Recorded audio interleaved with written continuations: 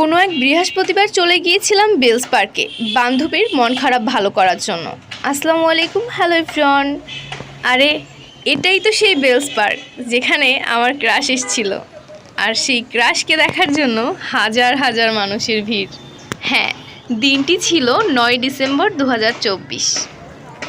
আমি না স্পেশাল ডেটগুলো খুব ভালো করে মনে রাখতে পারি। সেদিন আমরা 7:30টার দিকে এসেছিলাম, সন্ধ্যা, আর এখানকার পরিবেশটা অনেক সুন্দর ছিল। আর এদিকে বান্ধবীরা তো আইসেই ছবি তোলার জন্য ব্যস্ত হয়ে পড়ছে। যাই হোক, এটা নিয়ে বেশি কিছু বললাম না, পরে ভিডিওটা দেখে বান্ধবী আবার রিয়াকশন করবে।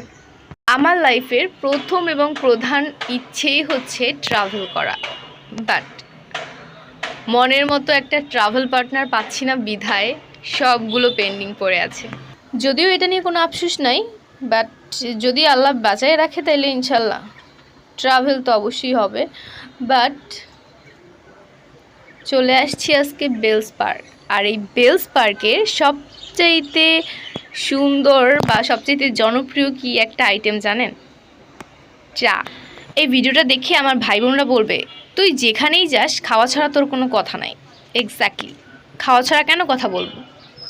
কথা হচ্ছে আমরা এক একটা ওয়েদারে বা এক একটা জায়গাতে যাই, সেখানের পরিবেশটা পর্যবেক্ষণ করি, এবং সাথে সেখানকার যে ফুড আইটেমগুলো থাকে সেগুলো যদি আমরা টেস্টই না করি তাহলে তো অনেক বড় একটা মিস, মানে অনেক বড় কিছু মিস হয়ে যায়, এরকমটাই ফিল হয়।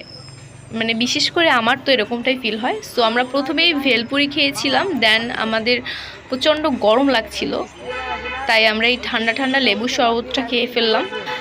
আর এরপরে জনপ্রিয় চা। আসলে বেলস পার্কে আসবো আর চা খাবো না, এটা তো হতেই পারে না। সবচাইতে জনপ্রিয় একটা চা, আমার কাছে তো ভীষণ ভালো লাগছে এর টেস্টটা।